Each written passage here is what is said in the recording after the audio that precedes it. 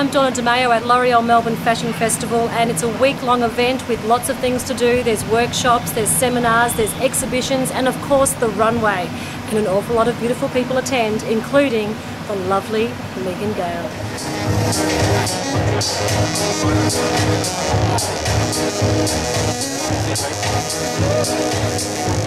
Talk us through who you're wearing.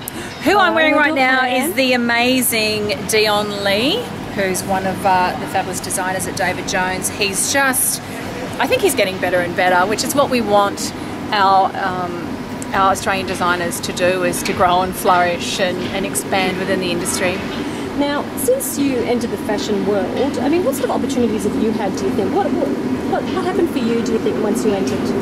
Oh my gosh, I've had such a, I guess, a mix of experiences since I joined the industry, you know, from modelling, and then it's led to other things like my role with Project Runway Australia, and being obviously a fashion-based show. That's something that I've been able to contribute to with the experiences that I've had, and then now being a designer as well of my swimwear brand. It's in the whole experience together. It's just enabled me to add to my knowledge of the industry and work with amazing people. And do you miss the catwalk? I don't miss it in that I wish I could go back and still do it. I'm really happy at where I'm at now and the role I have within the industry, but I definitely look back fondly upon those times. It was a lot of fun doing the shows. It's so much fun. You're saying it was fun, but were there tough times as well? I mean, everyone just sees it as this big glamour ride, but it's not as easy as some people think. It's definitely, you don't see the flip side. I think people sort of see what it's like, and there's a perception of how they believe it to be, but yeah, it's very different. You don't see the, you know, shooting winter outfits in summer and shooting summer outfits when it's freezing, and you know, there's sometimes 3 a.m. starts, and you know, it has glamorous moments, but it's definitely not like that 24/7.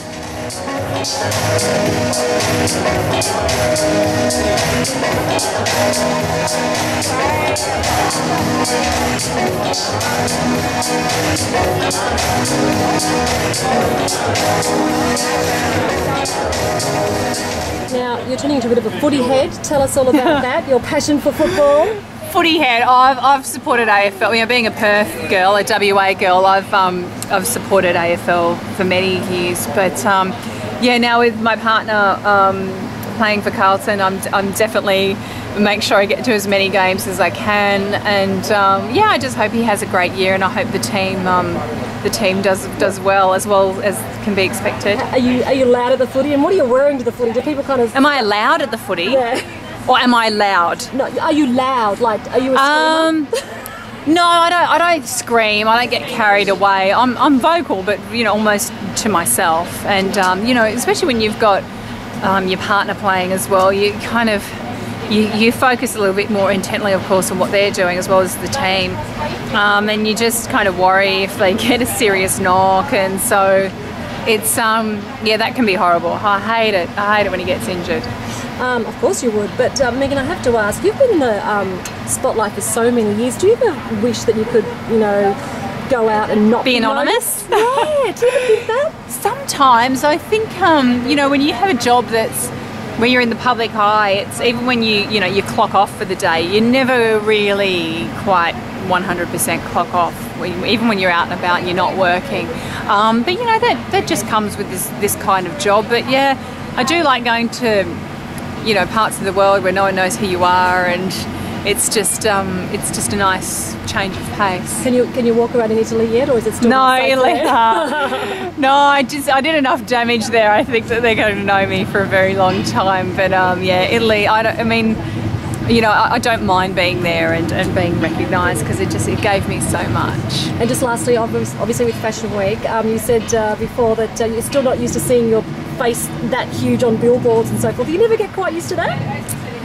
No, you don't. I mean, it definitely doesn't bug me, but it's just, yeah, you just get a bit of a shock sometimes, like when you go against a media wall like that one, and you just see your huge head standing right next to you. It's quite funny, but it's lovely. Like, as I said too, you know, those campaigns that L'Oreal do are so amazing. At least they're nice photos that are around. They're not some shocking photo of yourself flying from a flag. There'd never be a shocking photo of you, Megan, oh, I'm sure. oh no, there can be, but that's okay, you know. But it's yeah, I've really loved my experiences that I've had with L'Oreal since I've joined them, and you know, hopefully there'll be many more to come. And just lastly about the Fashion Week, they do say it's consumer friendly. What would you like to tell people? I think, look, if you've got the time, definitely head down to the Docklands, where we've got the whole fashion precinct set up. There's just so much for people to participate in, and it's a lot of fun too. It's such a great buzz and atmosphere down